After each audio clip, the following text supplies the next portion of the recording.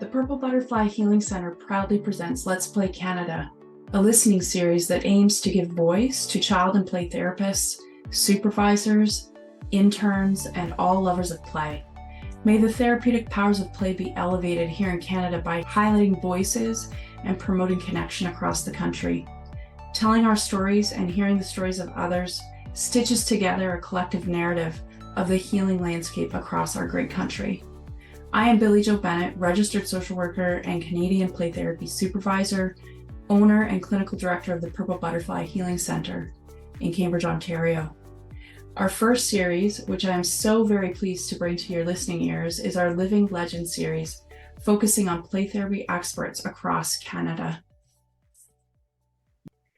Welcome, Liana Lowenstein. Thank you so much for being here. I'd like to introduce you. Liana is a registered social worker, certified play therapist supervisor, and certified TF-CBT therapist who is internationally known for her best-selling books. She has presented trainings across North America and abroad.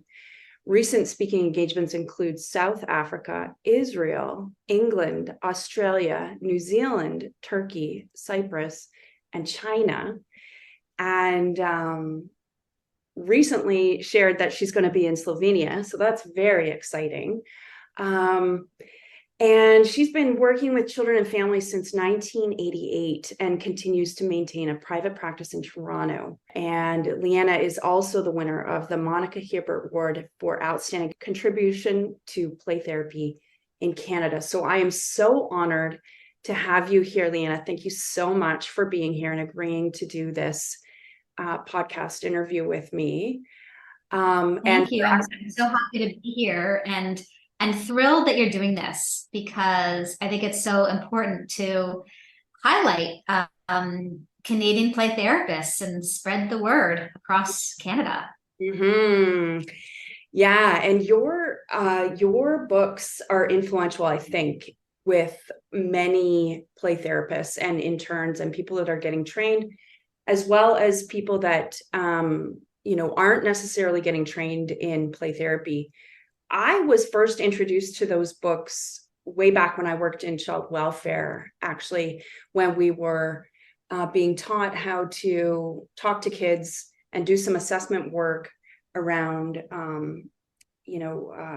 sexual abuse, but also psychoeducation around different things. And so I've been familiar with several of your books for quite some time, and I use many of the interventions in there regularly as part of what I do.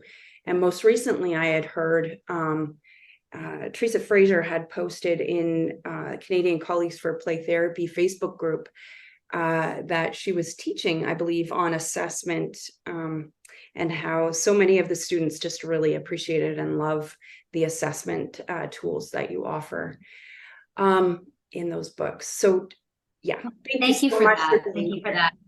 Yeah, thank you. That's so rewarding. It's so rewarding to hear that.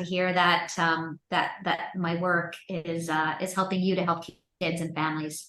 Yes, yeah, for sure. So today we're just going to be, having a conversation. I am so interested to hear about your career and, the influences that brought you to being, the Liana Lowenstein that we know, who's done all this work with publishing books, as well as being a really influential play therapy supervisor in Canada. And so what I'm wondering is, how was your love for play therapy discovered? So I knew from a very young age, actually, that I wanted to work with kids in some way, and actually started volunteering at the age of 14, tutoring kids. And then at the age of 16, I grew up in Montreal, and I volunteered at the Montreal Children's Hospital.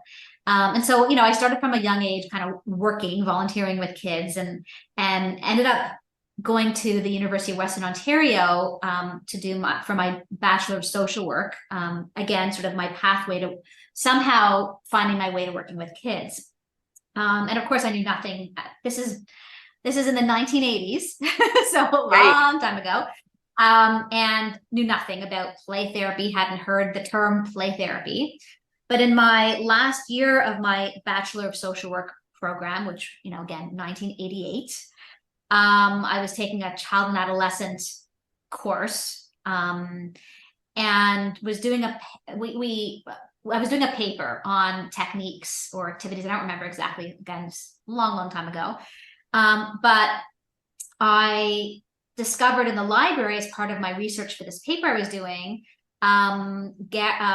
Charlie Schaefer and Reed's book on gameplay. So that was really like my first introduction to a play-based way of working with kids.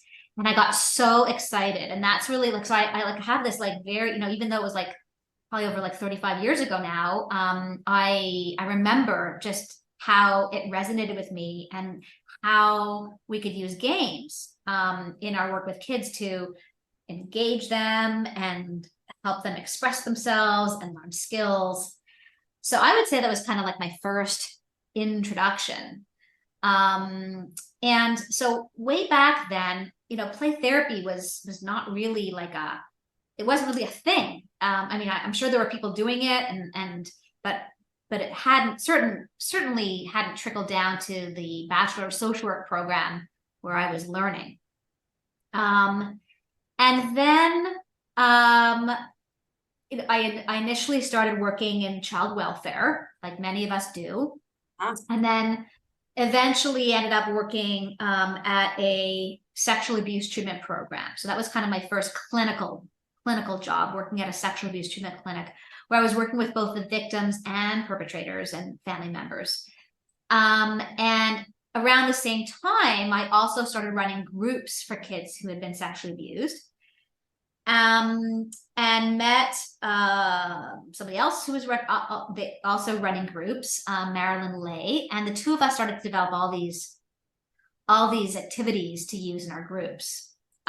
So we were actually doing play therapy without even knowing that we were doing play therapy, coming up with ways to help kids talk about sexual abuse and learn skills to cope and express feelings.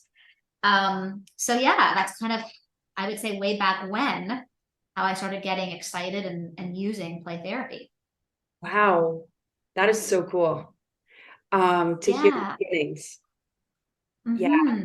And then I actually I didn't know about the Canadian Association for Child and Play Therapy. But somehow I must have received in the mail a brochure for Play Therapy International. Okay. And went to their week-long. They used to run, so this was an organization that used to be pretty, a bigger deal in Canada. And they used to run a week-long play therapy training program in Kingston, Ontario. And I went. Wow. And yeah. And it was just so amazing to learn and to be with other professionals who were also excited about learning about play therapy. Wow. So that was my first training. Wow. Okay. That's amazing. And so the work that you were doing with your colleague, Marilyn, I think you said her name was. Yes. Did that stuff end up going into a book? Yeah. So Paper Dolls. So Marilyn Lay and I, so we then co-authored Paper Dolls and Paper Airplanes, therapeutic exercises for sexually traumatized children. Because we had put together all these activities that we were using with the kids, and other professionals started to hear about what we were doing, and they kept saying, "Oh, you should market these games. I would use these if you marketed these games." So we initially started to look into marketing the games, and that was just what we weren't really getting anywhere. And then Marilyn got the idea of, "Hey, let's write a book." So we did. Wow. Okay. That's really cool to hear that. Yeah.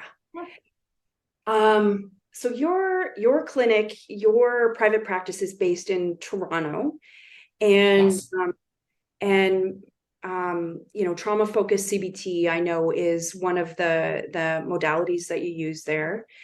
Can you tell us about your clinic and like the things that you do and how it all works? I know that you've had like an externship or an internship program there before, and there's lots of really interesting things I think that you could share. So I'm actually only in private practice now 1 day a week. And the play therapy internship that I used to run was run out of a different program. So I'm not, unfortunately, I'm not running that now. But in my clinical practice, I see a variety of different presenting issues. Primarily now I'm working with kids under age 12. I used to see teens as well, but now I'm mostly focusing on the younger ones and their families. And I really consider myself to be a prescriptive play therapist, meaning that I am trained in a variety of different theoretical approaches, and I'm very integrative, and I blend different approaches in my clinical work. And so in prescriptive play therapy, we don't just haphazardly use different approaches. We look at the research. So what does the research tell us about what approach works best with different client populations and children's needs and issues? And so I'm trained in both directive and non-directive methods, child-centered play therapy, CBT, trauma-focused CBT, family play therapy, filial therapy, and other approaches. And so I really do blend that in my clinical practice. Awesome. And so I know as well, obviously, because I've, was a part of the most recent Playborhood. Can you tell us about Playborhood? Yeah. So, well, as you know, I do a lot of trainings locally and internationally, and I've been very fortunate to have been invited to speak in countries all over and have met amazing child and play therapists really all over the world. And so I got this idea for Playborhood. It's a beautiful day in the Playborhood, where to invite other speakers, other child and play child play and family therapists to present their ideas and to showcase this through a webinar. And the first Playborhood 3 years ago was like just an unbelievable success. Like thousands of people from all over the world watched it. And yeah, to date, over 10,000 people have watched the combined 3 Playborhoods that we've had over the past 3 years, which is so exciting. And it's been so cool to bring our play therapy community together, like literally. So presenters and participants or viewers from all over the world coming together to share in our love of how play therapy can heal. So very, very exciting. And you were one of our speakers for our 3rd Playborhood, yes. Which was so great to have you represent Canada. Yes, thank you so much. That was a real honor to be a part of that. I don't know that I had heard about the first one, but I definitely had heard about the second one, and I have listened to them. And so I just think it's amazing that there is this interconnection across the world, basically, that's been created through Playborhood, which is really, really neat. Yeah. So the trainings, I mean, you've trained all over the place. And I see, advertisements come up for your trainings, recorded webinars, live trainings. But you're going to Slovenia in a little bit. What are you going to be doing? What are you going to be training on there? So I'm teaching a 4-day course on treating traumatized children.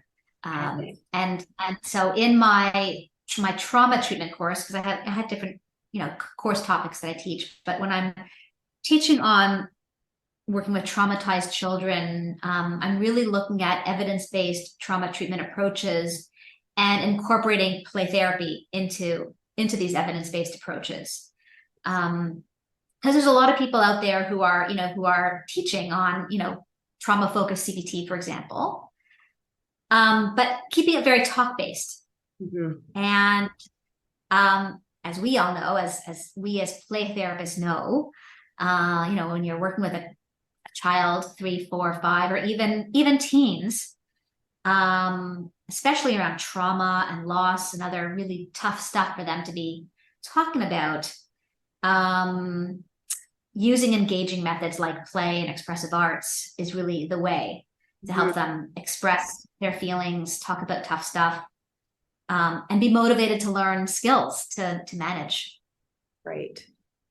The other thing that I'm thinking about right now, Liana, is, your YouTube channel and all of the ways that you've been able to get out a lot of these activities from your books and your ideas about working with kids.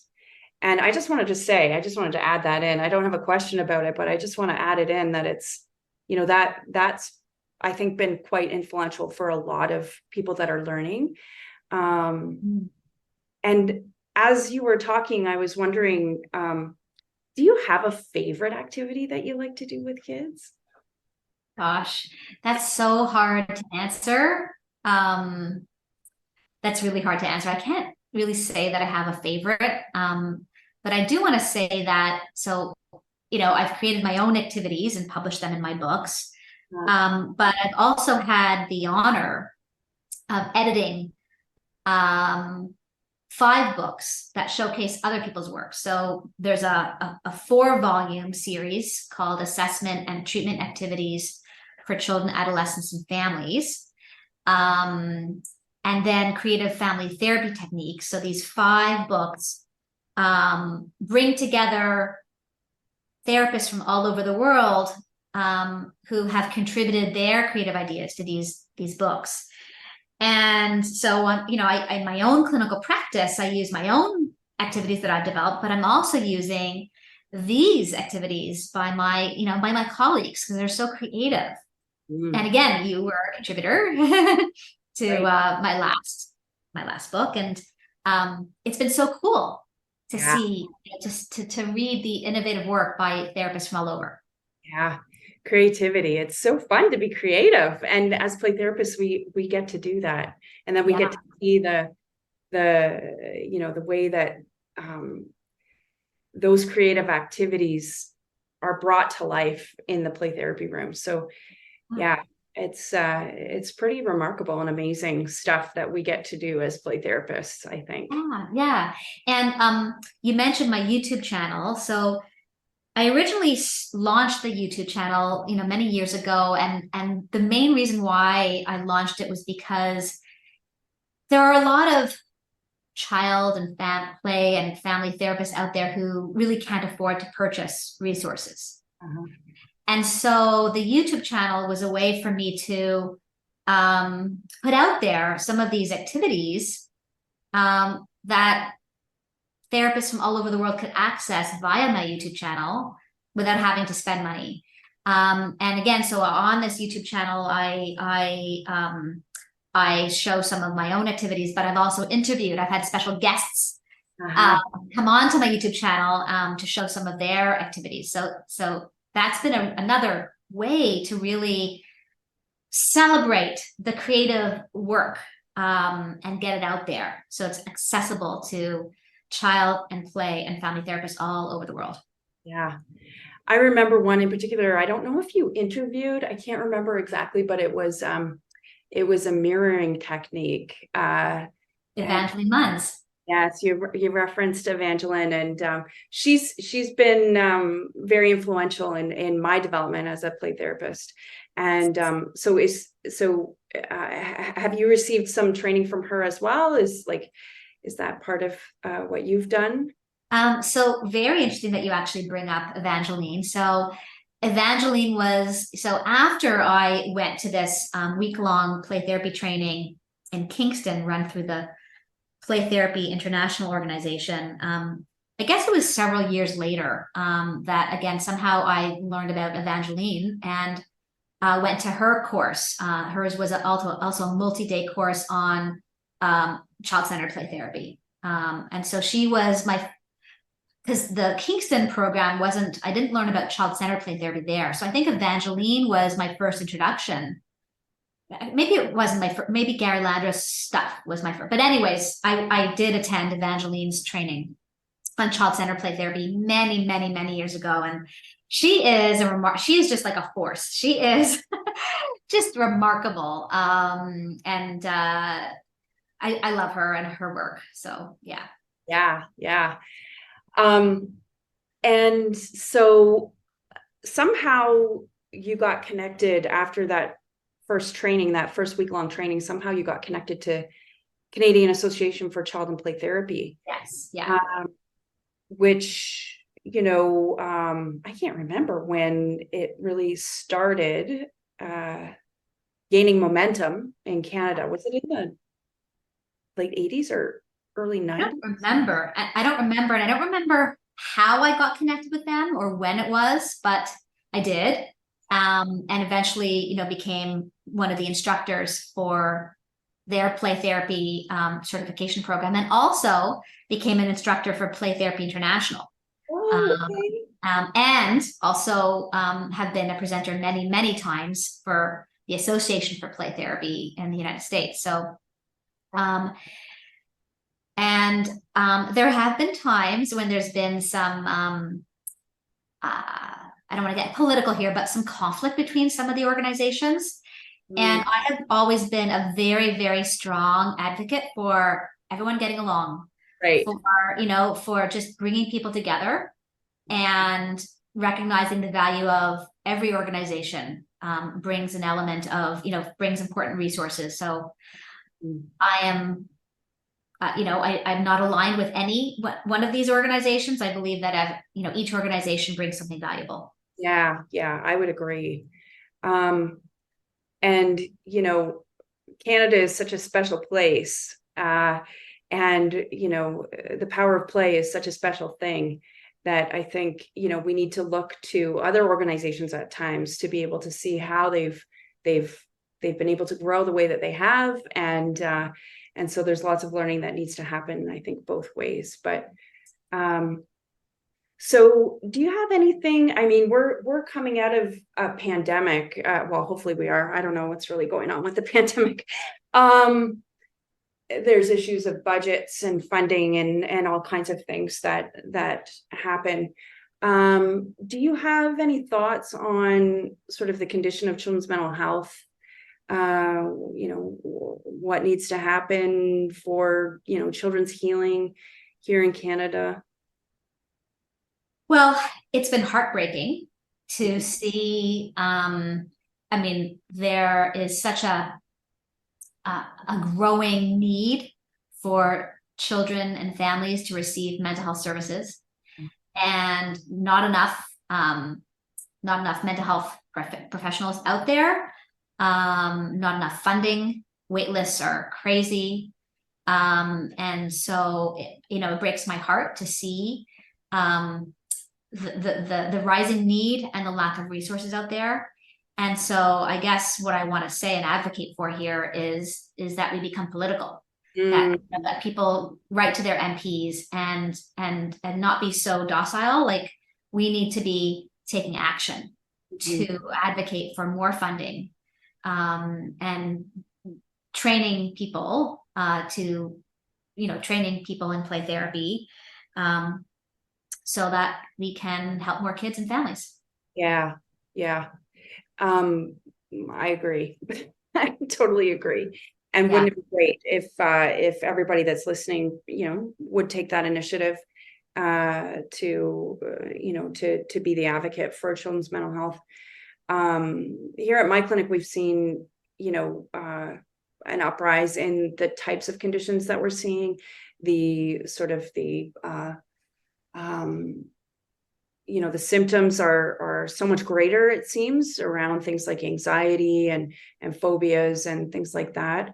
And so, knowing that most clinics have an extensive wait list, I think it's important that as play therapists and children's, mental health advocates, that we do take that initiative. So thank you so much for saying that.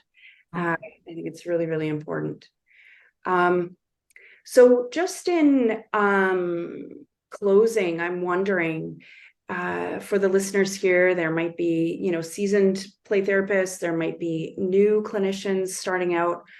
I'm wondering if you have any words of advice for those that are interested in play therapy, or for folks that are, newly trained or getting trained.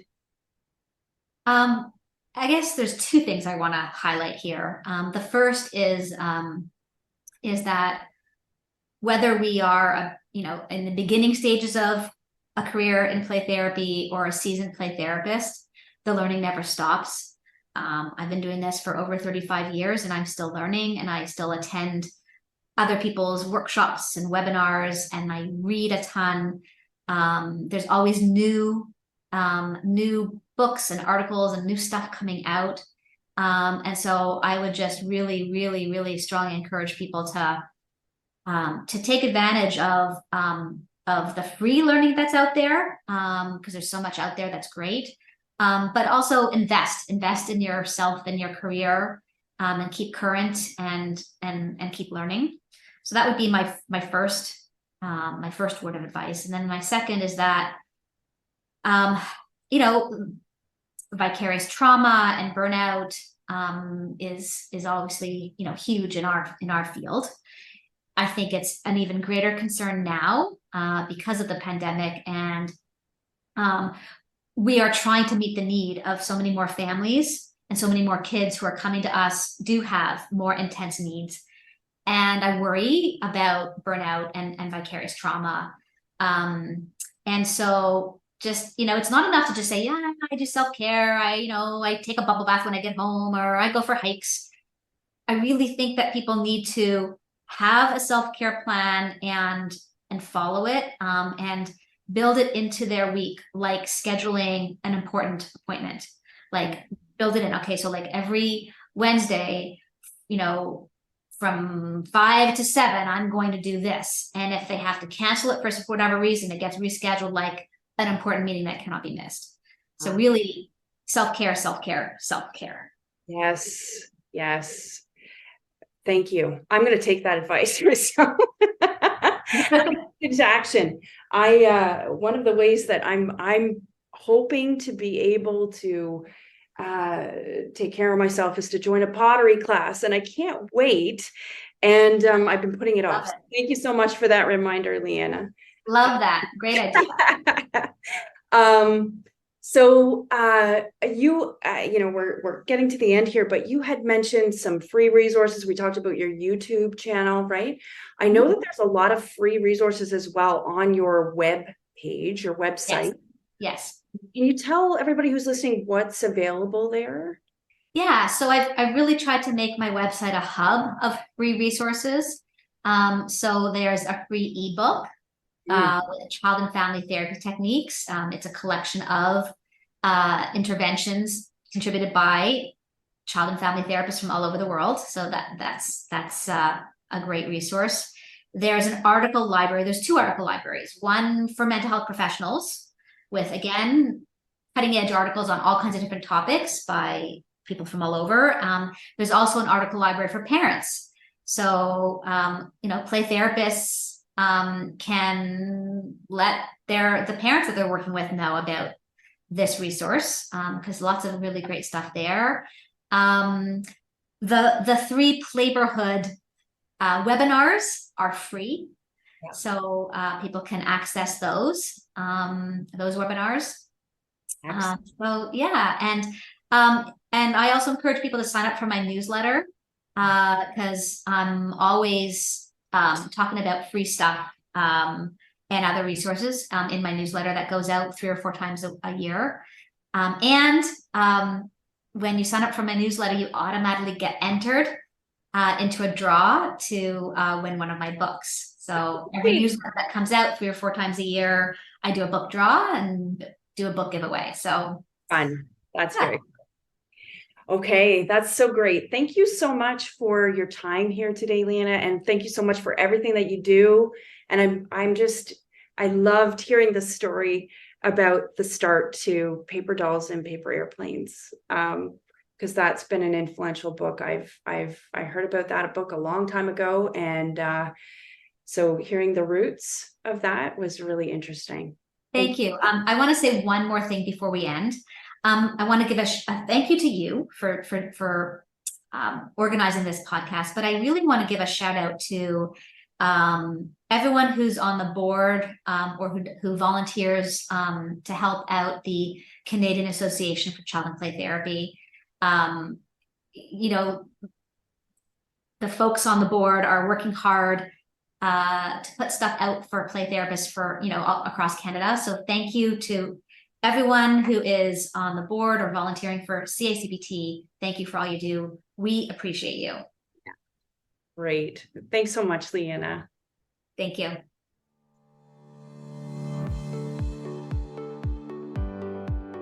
This podcast was proudly brought to you by the Purple Butterfly Healing Centre in Cambridge, Ontario, Canada. For more information about the Purple Butterfly Healing Centre and Child and Play Therapy, please visit our website at www.purplebutterfly.ca.